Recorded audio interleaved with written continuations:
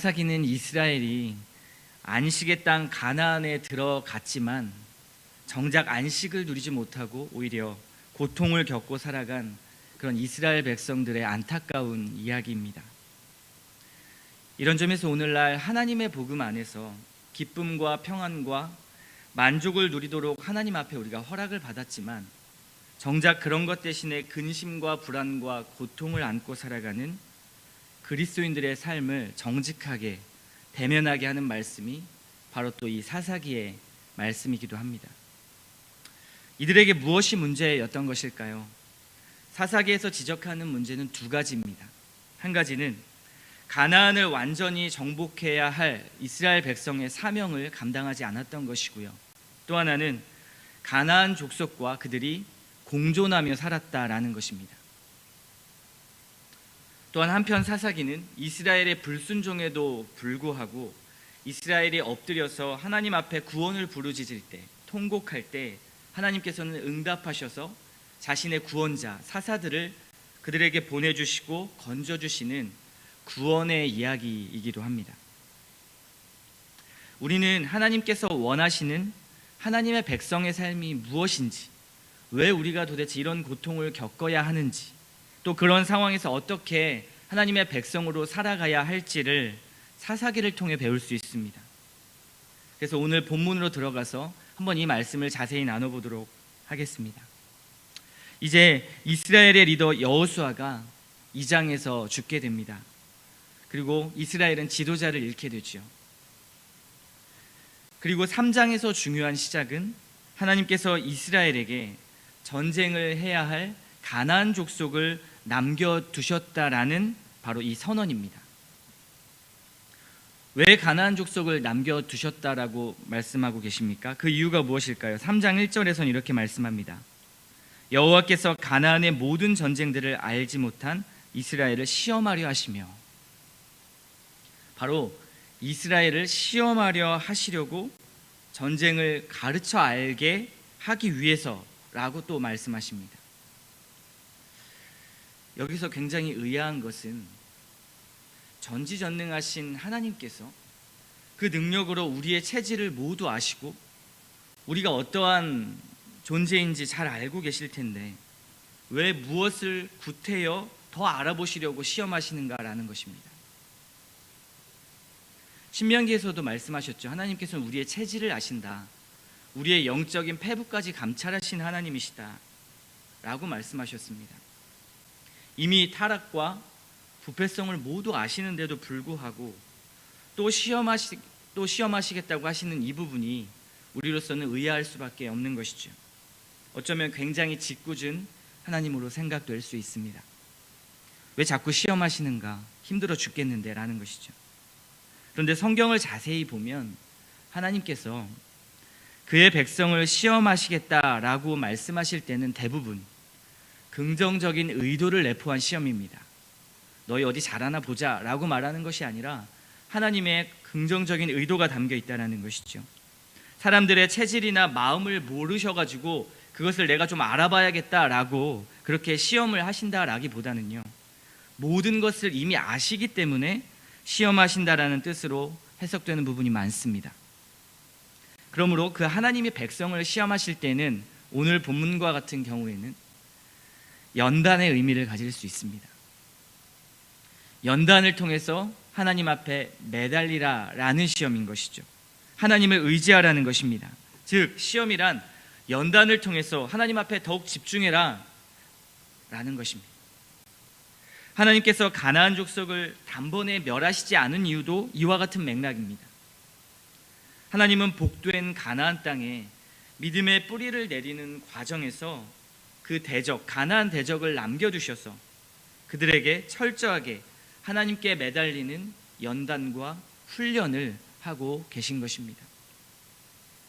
그렇다면 여기서 하나님의 연단, 이것은 훈련의 도구 그리고 전쟁이라는 것을 알 수 있습니다. 하나님께서 쓰신 훈련의 방법은 바로 전쟁이라는 사실입니다. 2절의 말씀처럼 하나님께서 이스라엘에게 전쟁을 가르치는 것이 어떤 땅을 뺏고 얻어가지고 단순한 생존 싸움 문제를 가르쳐 주신다라는 말이 아닙니다. 전쟁의 승패는 사람의 싸움이 아닌 하나님께 대한 순종과 믿음, 그 여부에 따라 이스라엘은 승패가 달려 있는 것입니다. 그들에게 어떠한 전쟁 싸우는 법을 알려주셔가지고 그들이 승리하는 것이 아니죠. 근데 이 부분에서도 저희가 가만히 생각해 보면 우리의 생각으로는 잘 이해가 되지 않는 부분이 있습니다. 하나님이 굳이 연단 안 주시고 고통 안 주시고 문제 안 주셔도 하나님을 더 의지하고 신뢰할 그럴 자신이 있는 사람, 그런 분들도 계실지 모르겠습니다. 그런 분들이라면 이 말씀이 더욱 이해가 안 되는 것이죠. 왜 굳이 연단, 힘든 어려운 것들을 주셔서 하나님을 의지하게 하는가라는 것입니다. 그런데 지금 이스라엘은 정신을 못 차리고 있는 상태입니다. 이미 자기의 소견대로 하나님의 언약을 어기고 자기 마음대로 하고 있는 상황이죠. 그 가운데 하나님께서 말씀하시는 것입니다. 하나님은 그들에게 전쟁이라는 훈련 도구를 사용하십니다. 그런데 왜 하필 전쟁일까요? 전쟁이 뭐가 좋다고 그런 고통스러운 과정을 겪게 하시는 것일까요? 전쟁은 보통의 문제가 아닙니다. 사실 수많은 목숨이 왔다 갔다 하기도 하고요. 어떻게 보면 민족 전체가 말살될 수도 있는 굉장히 무서운, 어쩌면 지상 이 땅 가운데 가장 무서운 것이 전쟁일 수도 있겠습니다. 이 전쟁이 무엇을 의미할까요? 그들이 이스라엘 백성들이 전문적인 군대를 가진 나라도 아니었죠. 전쟁을 할 때는 이스라엘 백성은 단 한 번도 그들의 힘으로 이긴 적이 없습니다.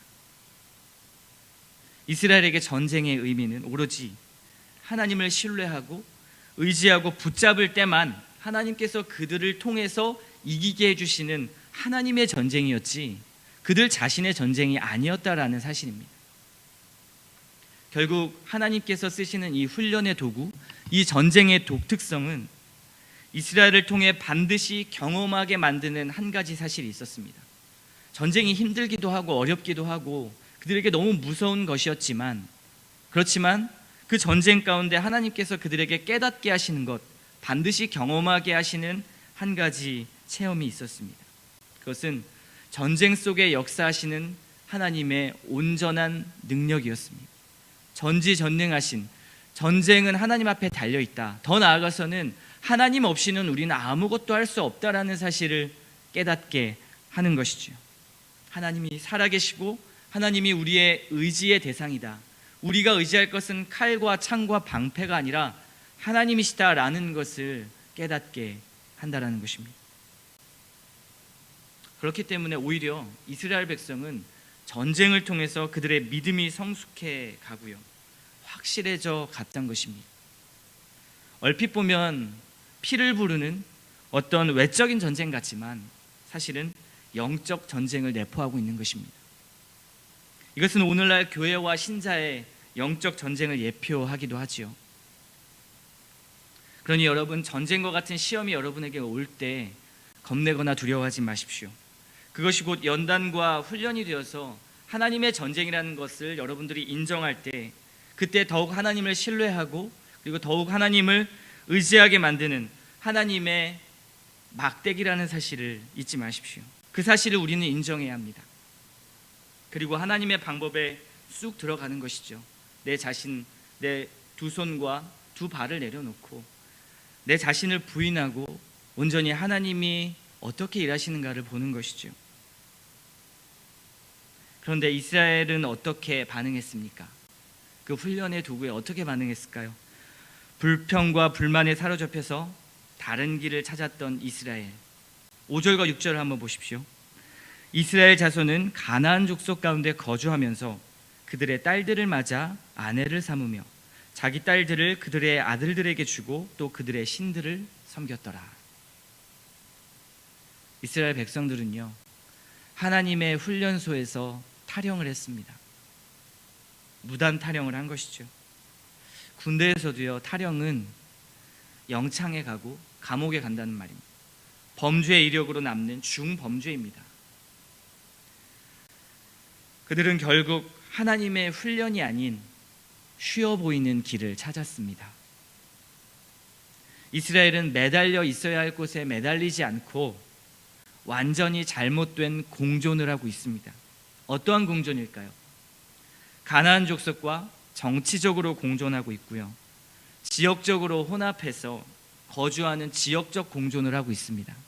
또 가나안 족속과 혼인 관계를 맺는 혈연의 공존을 하고 있고요. 마지막으로 이방신을 섬기는 가장 치명적인 종교적 공존을 하고 있습니다. 그런데 우리는 이스라엘 편에서, 같은 인간이니까요, 이스라엘 편에서 한번 생각해 볼 수 있습니다. 전쟁을 하더라도 1, 2년도 아니고요, 몇십 년이 진행될 수 있는 상황입니다. 그러니까 하나님께서 우리에게 주시는 연단이 잠깐 어느 기한까지만 딱 하고 끝날 거야 라고 말한다면 우리는 기다릴 수 있겠죠. 근데 그것이 언제 끝날지 모르는 상황이라면 이야기는 달라집니다. 처음에는 하나님을 의지하다가도 지치고 힘들면 포기하게 되지요. 이스라엘 백성들도 전쟁을 하는 동안에 얼마나 극도로 긴장을 했겠습니까? 평온치가 못할 것입니다. 하나님께서 일하셔서 가나안 족속이 단숨에 그 지도상에서 없어지면 좋을 것 같은데 그렇지 않았습니다. 하나님 그렇게 하시지 않았죠. 쫓아내면 다시 들어오고 또다시 쫓아내기도 힘든 전쟁의 상황, 그러한 생각들이 이스라엘 백성들 마음에 가득 찼겠죠. 마치 오늘 우리가 죄와 싸워서 이겼는데 내일 또 공격해 오는 죄의 모습과 같습니다. 이기면 또 찾아오고 또 찾아오는 영적 전쟁과 같습니다. 우리의 삶이 죄와 싸움의 연속이기 때문에 어쩌면 그냥 죄와 공존하자 라고 이렇게 우리가 마음을 놓아버린다면 어떨까요? 이스라엘 백성들은 1년, 2년, 10년 싸우다 보니까 이제 지쳐버렸습니다. 광야의 생활에서도 지쳤는데 가나안 땅에 와서도 힘든 것이죠. 이런 상황에서 2장, 사사기 본문 2장의 상황을 한번 보십시오. 3절에 보면 하나님께서 이스라엘에게 이렇게 말씀하십니다. 내가 가나안 족속을 통해 너희 옆구리에 가시가 되게 하고 그들의 신들이 너희의 올무가 되게 할 것이다. 이스라엘은 무력하게 죄와 공존한 자신들의 모습을 보면서요, 하나님 앞에 통곡을 합니다. 본문에 보면 하나님 앞에 통곡했다라고 나오지요. 2장에 나옵니다. 복임에서 이스라엘이 통곡한 그 마음에는 어떠한 심리적인 배경이 있었을까요? 이스라엘은 한 가지, 무엇이 옳은지는 알고 있었던 것 같습니다. 그래서 하나님 앞에 책망받을 때 통곡하며 울었던 것이죠. 이것은 옳은 것을 알면서도 행할 수 없는 어떠한 자신들의 죄에 대한 무력감, 하나님 앞에 순종할 수 없는 그런 무력함을 인식했다고 전제할 수도 있습니다. 하나님 앞에 통곡하고 울었으니까요. 아무리 싸워보려고 해도 자신의 힘으로 안 되는 것이죠. 전쟁은 피해가고 싶은데, 내게 오는 고통과 연단은 피하고 싶은데, 아무리 하나님 앞에 나아가려고 해도 안 되는 나의 모습을 볼 때 우리 하나님 앞에 통곡할 수 있지 않습니까? 이스라엘 백성들 입장에서는 한편으로는 억울할지도 모릅니다. 그렇지 않습니까? 아무리 하려고 해도 안 되는 자신들의 모습을 볼 때 무력하고 때로는 믿음도 신앙도 무엇인가라는 고민이 들 때 그 마음, 이 이스라엘 백성들의 마음이지 않았나 싶습니다. 그런데요, 중요한 것이 한 가지 있습니다. 무력함과 연약함을 알았다면, 그리고 하나님 앞에 통곡했다면, 그리고 그것이 정말 나에게 가시처럼 고통스러웠다면 이스라엘은 자신이 무엇으로부터 지금 멀어져 있는가, 그것을 생각하고 또 자신에게 주어진 연단과 그 고통이 전쟁이라는 것을 알았다면 그 전쟁의 승리의 능력이 누구로부터 나오는가를 생각했어야 했습니다. 그리고 그분을 붙잡아야 했죠. 울기만 하고 그분을 붙잡지 않는 것입니다. 만약에 하나님을 붙잡았더라면 역사는 바뀌었을 것입니다. 결국 이들의 자기 무력감의 이 눈물은 하나님을 초점으로 향해 돌아서는 눈물이 아니라 체념의 눈물이었던 것입니다. 이스라엘은 통곡하고 울었지만 회개의 차원에까지는 이르지 못했습니다. 하나님의 책망에 대한 자기 좌절, 자신의 무력감을 느낀 정도로만 그쳐버렸지 그 이상 하나님을 붙잡지 않는 것입니다. 하나님의 진노에 대해서 앞길에 대한 절망감, 앞으로 이제는 내가 신앙인으로서 어떻게 해야 하지? 난 이렇게 무능한 존재인데 라고 한탄만 했던 것입니다. 자신의 힘으로 안 되는 것을 알 때 우리에겐 무엇이 필요할까요? 너무나 당연한 답입니다. 기도해야죠. 무릎 꿇고 주께 매달리고 의지해야 하는 것입니다. 체념만 하는 것이 아니죠. 우리에게 필요한 것은 체념의 눈물이나 한탄의 눈물만이 아닙니다. 물론 하나님 앞에 너무 괴롭고 힘들 때, 내게 오는 고통이 너무 버거울 때 하나님 앞에 끊임없이 그냥 눈물만 흘릴 수도 있습니다. 그것을 무시하는 것이 아닙니다. 그것도 너무 좋은 것이죠. 하지만 눈물 이상으로 필요한 것은 하나님 앞에 다시 돌아서는 것입니다. 다시 하나님을 의지하고 매달리는 태도, 하나님 앞에 무릎 꿇는 겸손함이 있어야 하는 것이죠. 그런데 이스라엘 백성들은 그러지 못했습니다. 전쟁이 괴롭다고 돌아설 것이 아니라 오히려 평생 생명을 거는 전쟁의 긴장과 영적인 긴장 속에서 우리가 살아가지만, 늘 연단과 시험과 아픔 가운데 살아가지만 하나님을 의지하고 매달려야 하는 것입니다.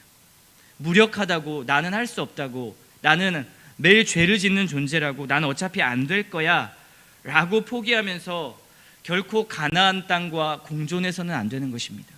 죄와 공존해서는 안 되는 것이죠. 내가 연약하다고 어떠한 작은 것 하나도 하나님이 미워하시는 것과 타협해서는 안 되는 것입니다. 그러면 오늘 본문과 같이 이스라엘처럼 되고 마는 것입니다. 무력한 것도요, 하나님께 무릎 꿇고 하나님 앞에 호소하는 것이지, 그리고 하나님을 다시 붙잡는 것이지, 가만히 앉아서 신세 한탄만 하는 것이 아니라는 말입니다. 이스라엘과 같이 우리의 적은 이스라엘이 너무나 두려워했던 철옹성과 철옹벽, 그리고 철병거, 장대한 용사들일지도 모르겠습니다. 우리가 싸워야 할 대상, 악한 권세, 그리고 세상의 많은 가치들, 그러한 것들이 우리에게는 너무나 버거운 대상일 수 있습니다. 무력한 우리의 모습을 더욱더 보게 만드는 것이 또한 세상과 악한 권세 가진 자의 능력인 것 같습니다. 그러나 우리가 무력하게 나는 안 되는 존재야 라고만, 나는 아무것도 할 수 없는 존재야 라고만 한다면 하나님의 나라가 어떻게 이루어지겠습니까? 그때 하나님은 싸우시기를 원하는데요, 바로 하나님을 등에 업고 싸우는 것을 원하십니다. 하나님의 전쟁을 하기를 원하시는 것이지 우리의 전쟁을 하기를 원하시는 것이 아닙니다. 여러분 앞에, 그리고 저의 삶의 앞에 전쟁과 같은 연단이 있을 수 있습니다. 그것이 시험이 될 수도 있고 때로는 하나님의 징계가 될 수도 있습니다. 엄청나게 커 보이는 문제가 줄지어서 군대의 훈련소처럼 코스로 여러분 인생길에 준비되어 있을 수도 있습니다. 그런 것이 하나씩 버겁게 닥쳐올 수 있겠죠. 그러나 그것이 하나님의 전쟁으로 여겨진다면 우리에겐 두렵지 않습니다. 하나님이 싸우시니까요. 그리고 하나님이 일하시니까요. 그리고 하나님이 예비해 놓으신 길이기 때문에 그렇습니다. 그때 전쟁이 두려워서 적과 공존해버리고 타협해버리면 하나님께서는 그 훈련소에서 절대 퇴소시키지 않으시고 계속해서 만들어질 때까지 굴릴 것입니다. 그것이 하나님의 방법이죠. 하나님이 가나안 원주민을 진멸해 버리라는 이 근본 뜻은 그들의 타락과 부패상을 본받지 말도록 하라는 하나님의 뜻이었습니다.